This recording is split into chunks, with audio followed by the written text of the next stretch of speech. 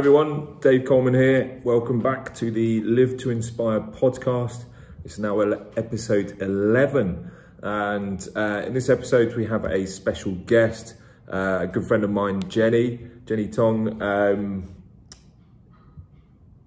unbelievable conversation where very eye-opening, a lot of wisdom, a lot of knowledge, a lot of really good advice from a very talented and unbelievable lady with huge prospects, and no doubt she will go on to strength to strength. Yeah, please do listen. Let me know any thoughts, any comments. I hope you enjoy, and I will see you in the next episode. Right, Jenny, can you briefly introduce yourself to the listeners for us, please? Yeah, of course. I am Jenny Tong. I am a GBR weightlifter, and that's about me. I knew you were going to say that. Massively underselling yourself, I think.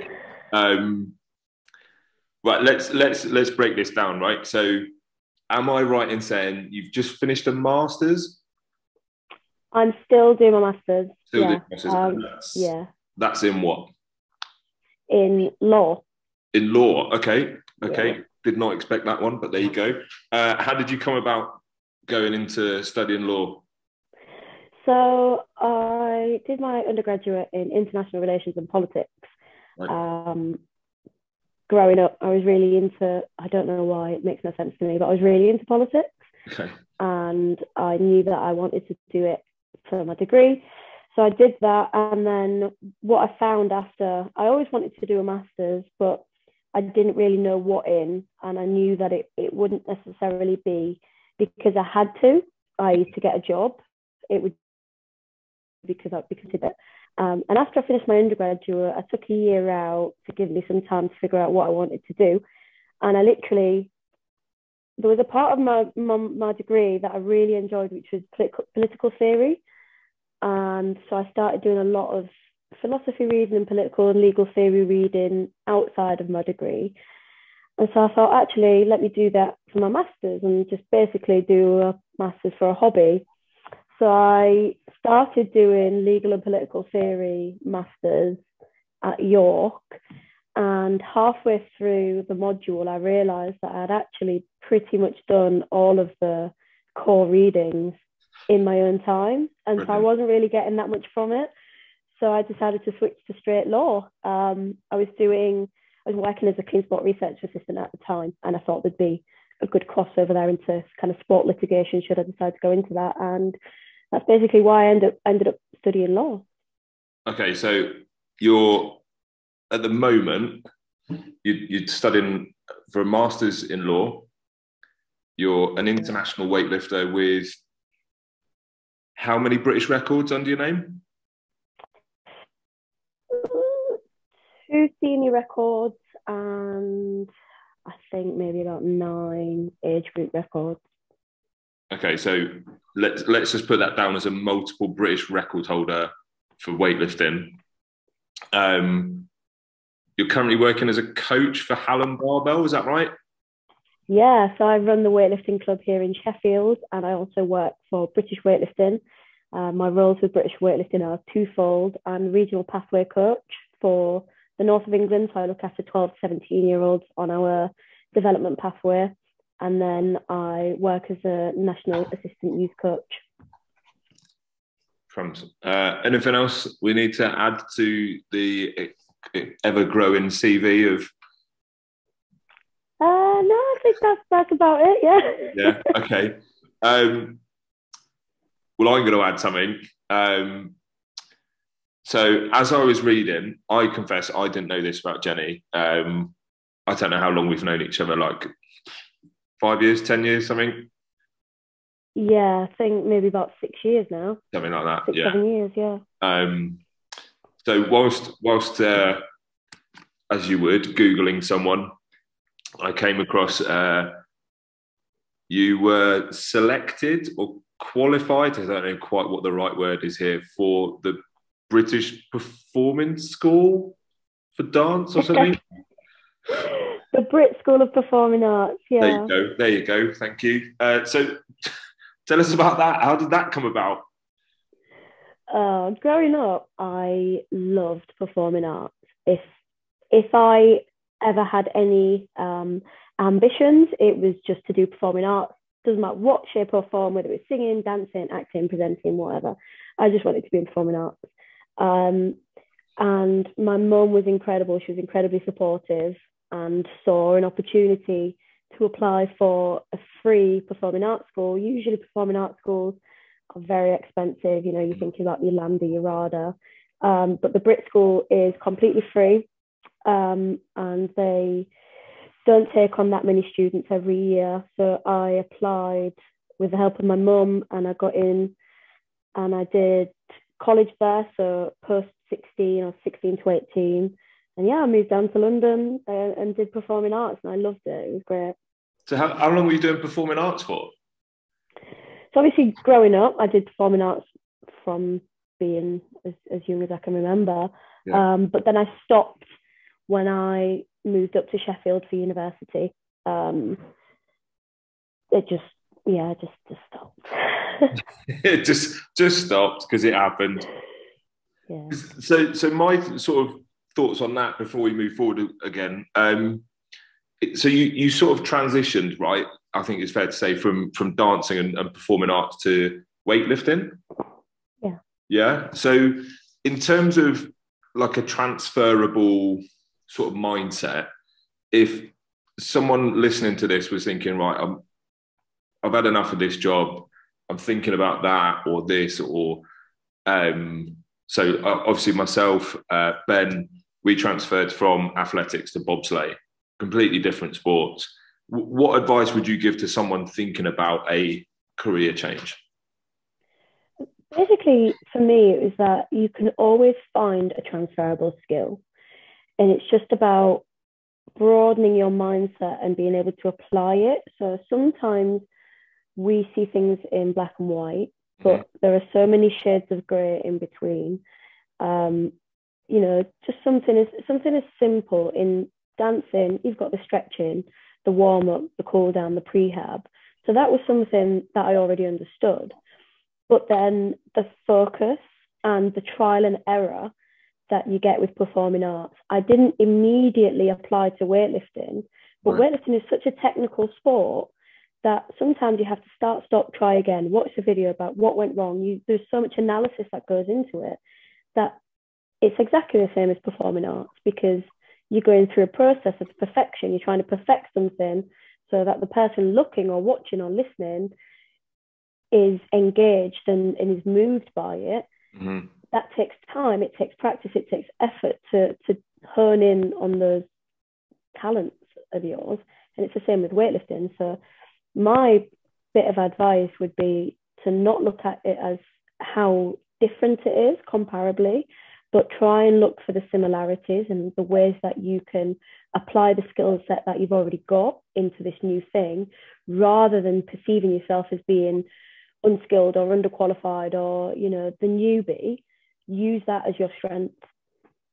That's phenomenal. I mean, yeah, to have a sort of multifaceted approach to it's the same but different, right? Yeah. And that's actually, remind me before I forget, you're 24, 25? 25 now, yeah. 25. 25. Such wisdom from 25-year-old. Okay, so moving forwards, right? We've again, when I was reading about your weightlifting and the performing arts, etc. There's an article on BBC Sport, I think it is, which is something along the lines of weightlifting saved my life. Can you tell us a bit about that? Yeah, of course. So growing up, I lived in the south of Spain, and it was really idyllic, a beautiful little village. Everyone was really friendly. It was a really nourishing environment for me to be in as a child. I had a lot of freedom to explore. And that same nourishing environment that I had as a child, as I grew into my teens, it became my downfall, because there was nothing stimulating for a teenager to do other than get in trouble. I was really, really isolated in this village, and the role models I had around me weren't necessarily positive. And so out of boredom, I, hanging out with the wrong crowd, I started taking drugs, was getting kicked out of school pretty much weekly. And so after a while, my mum and dad decided they were going to ship me back to the UK, because I was literally about to get kicked out of the only school in the area. Right. And that would have left me with no qualifications or education at 14, 15 years old. Yeah. So I decided to move me back to the UK. And when I got here, I really tried to knuckle down. I really tried, but I still just kept getting into trouble. And I kept doing that same. I almost thought at the time, like, trouble was trying to find me. I was living for the thrill of life, because I didn't, at that point, I didn't equate existence with anything other than short-lived thrills and adrenaline rushes. Yeah. So I was spending all of my free time trying to get this short-lived thrill, this adrenaline rush, that was inevitably just getting me into trouble. And it kind of came to a head, and I was really trying in school, but I had been arrested a couple of times, and I became a young offender. And after school, I finished school with 8 A's and A stars, and went to performing arts school. There, while I was down in London, I'd like totally change my life, turn my life around at this point, and I was not getting in trouble with the police. I was really trying. My mum was diagnosed with a brain tumor, and as I mentioned before, my mum was my hype woman. She was my number one cheerleader, and she's actually the reason why I stopped performing arts, because in essence she was my muse. And after she passed away, I had nothing. I had no inspiration. I had no drive anymore. And I'd obviously had a turbulent relationship with drugs and depression for many years up to that point.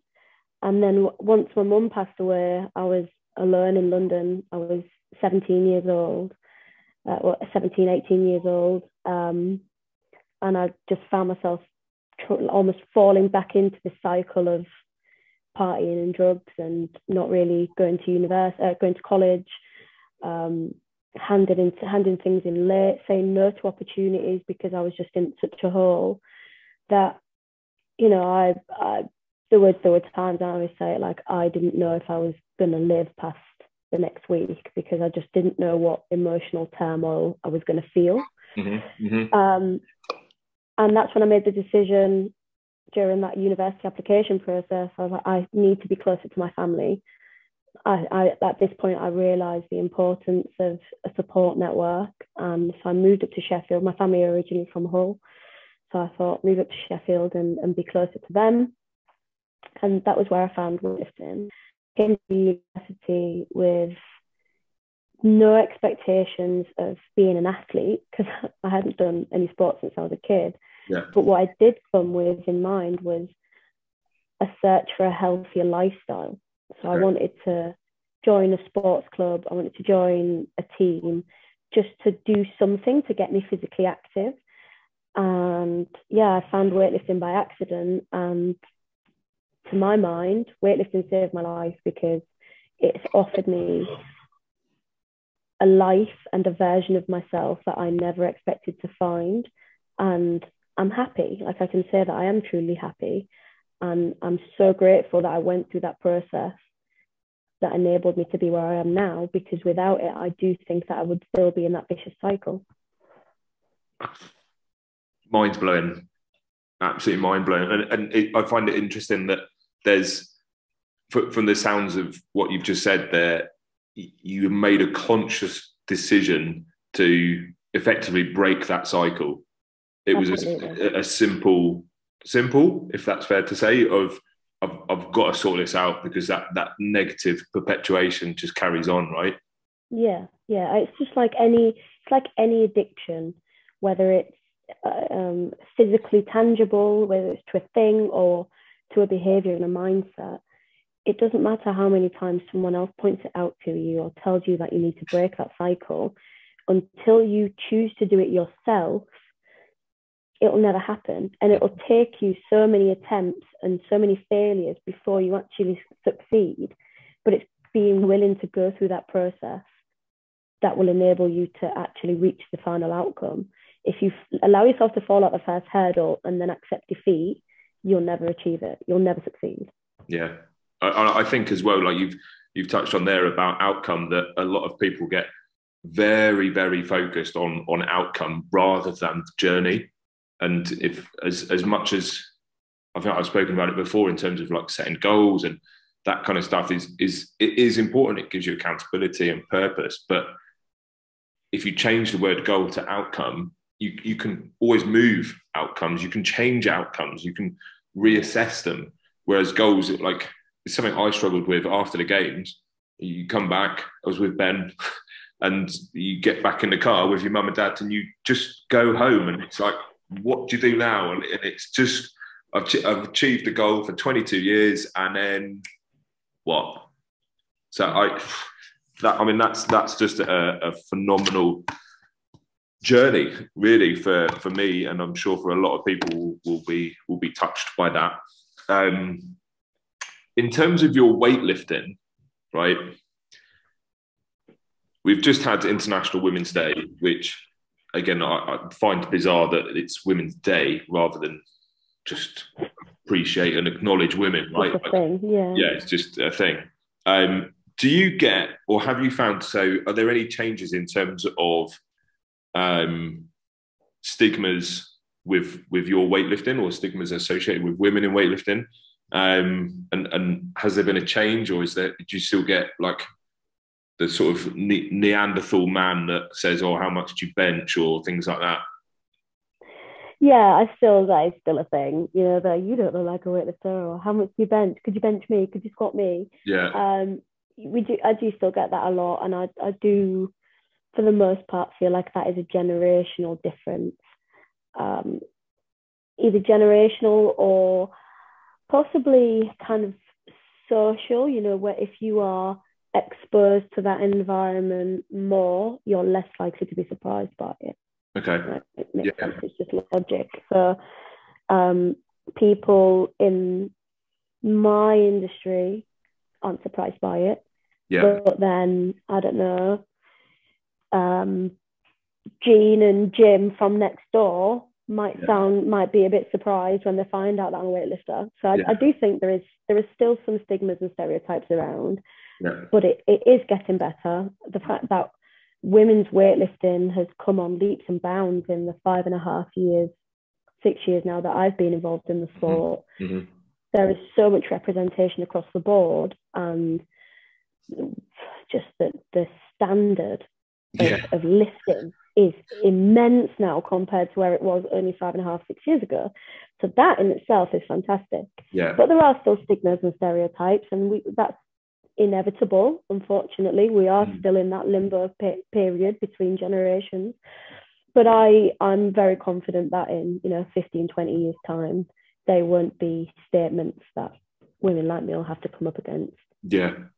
So in terms of like weights that you're lifting, let's be clear, like there's the difference between weightlifting and powerlifting, right? So powerlifting is your bench press, squat and deadlift, and the weightlifting is your Olympic stuff, right? You see on the telly. Yeah. In terms of weights you're lifting, what are we talking?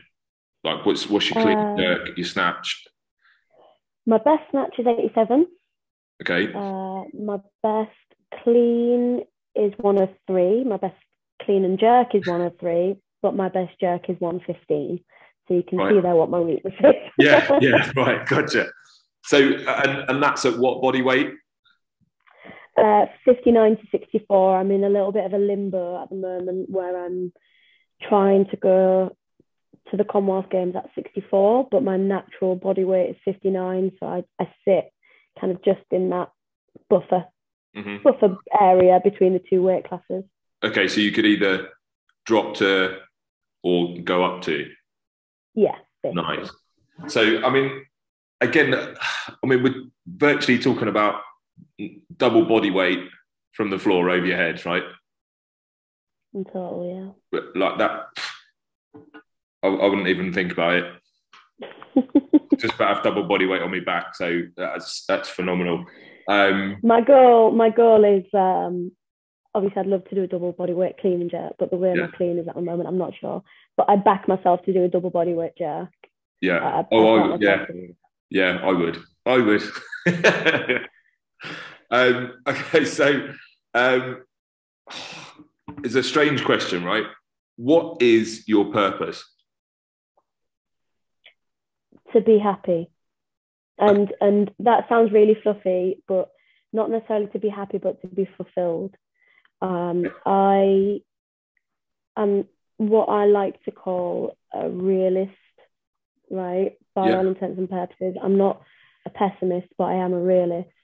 And one of my biggest flaws is that I am never fully satisfied, never fully fulfilled.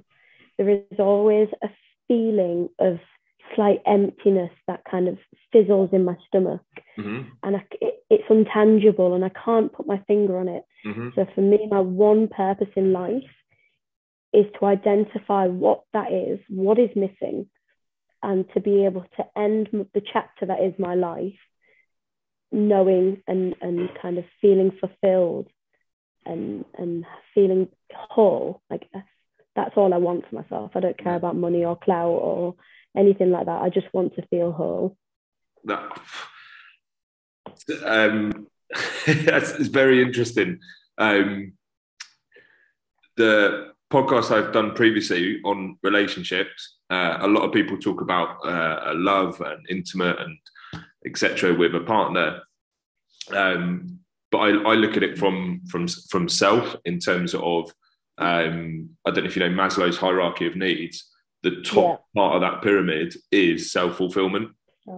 And I think that is just again, it's a journey, right? How do you know what that is? And for a lot of people, I think people can struggle to appreciate and accept that there's an underlying factor that potentially they haven't reached self-fulfillment. Yeah. Well, the way I see it is we are put on this earth by no choice of our own, and then we exist simply to serve the machine.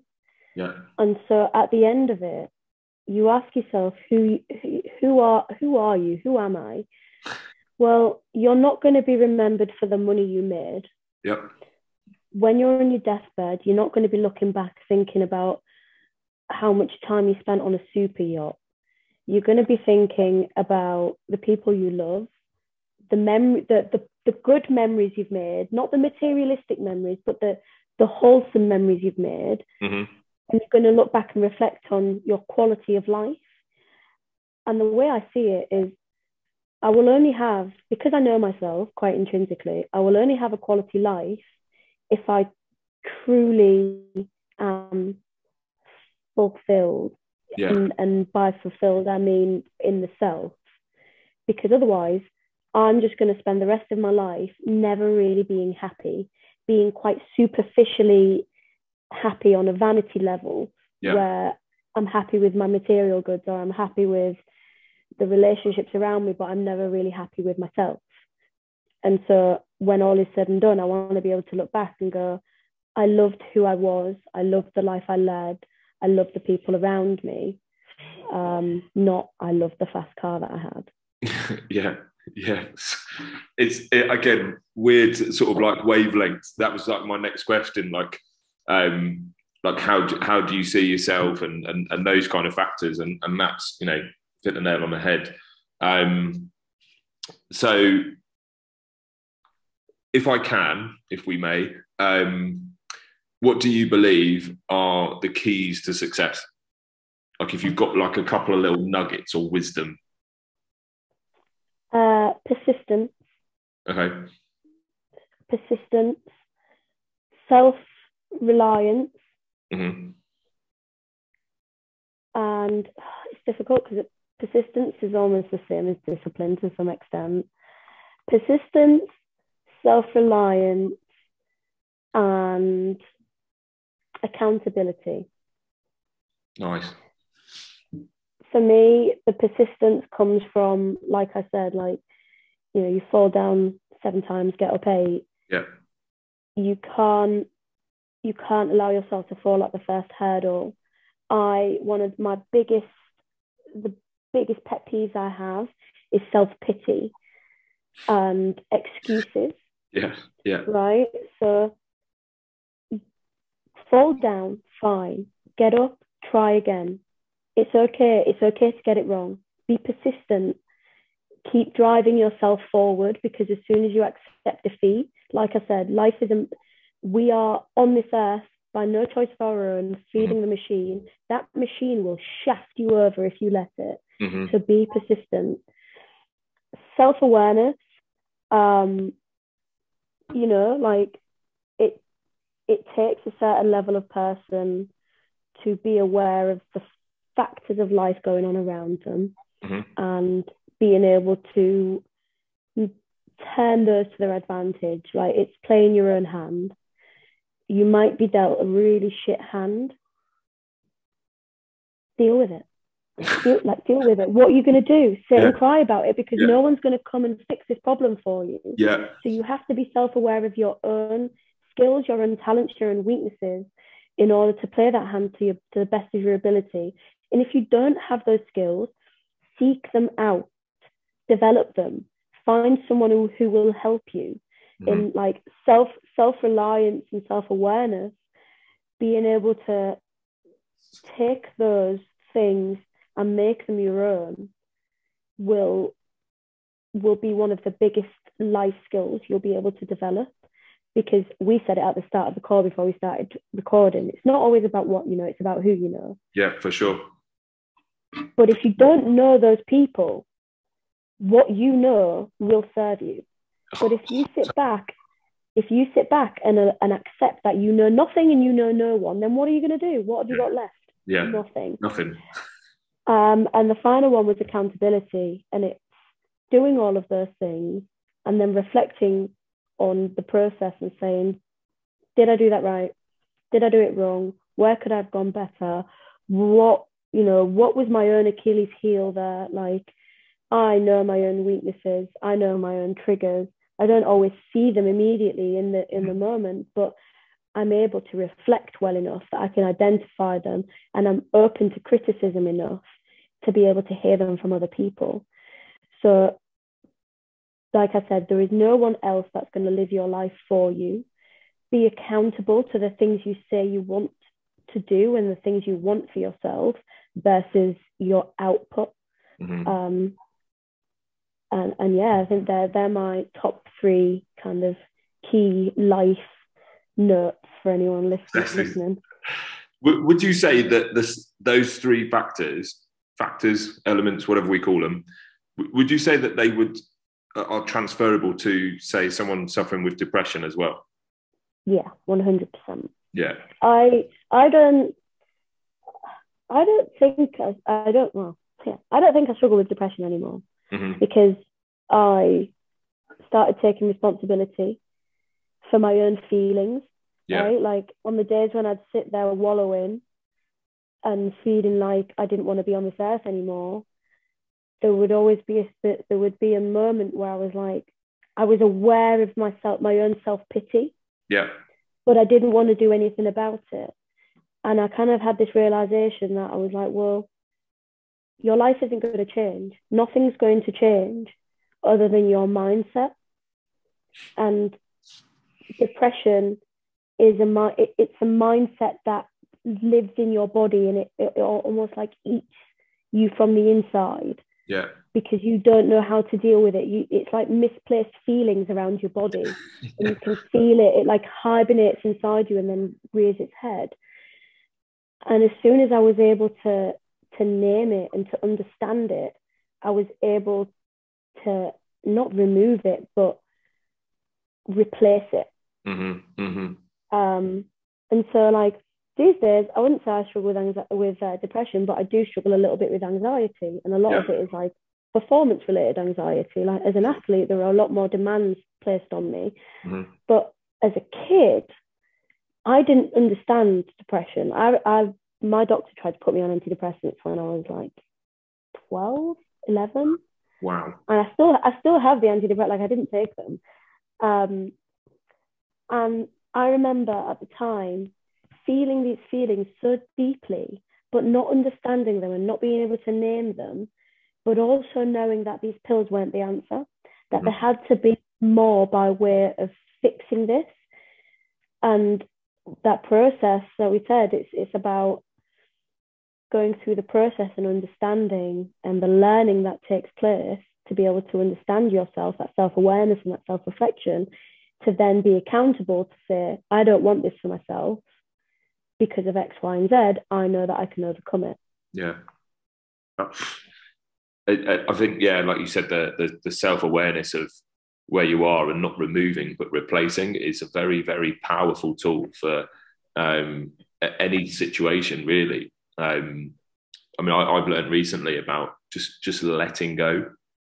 Yeah. The more you hold on to something, the more it carries on, the more it perpetuates. And if you just let go of it, it's still there, but the cycle's broken.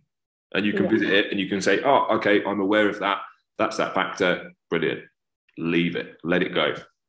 And actually, it becomes a strength because you're able to learn from that. And, you know, it doesn't, having been through a life experience, such as losing someone or having depression, doesn't need to be a weakness. You can utilize that and find strength in it.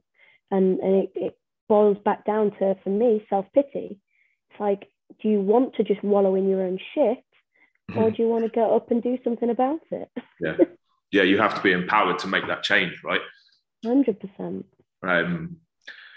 Well, I'm Jenny, I'm genuinely blown away. I know you've had some trauma, and I guess we all have some elements of trauma in our lives and stuff, but I think there's a lot of value and good quality advice, tips, tricks, whatever you want to call them, that people can take away from this and that will genuinely help them. For people that want to follow you and your journey, obviously you're going to go and win the Commonwealth Games. What are your socials? I'm on Instagram at Jenny T811. I only really use Instagram, so you can keep up with me on there. Strong, love that. Jenny, thanks very much, and we wish you all the best with your journey to awesomeness at said competition. Thank you very much, mate. It was great speaking to you. Thank you. Appreciate your time. No worries. Take care. Bye.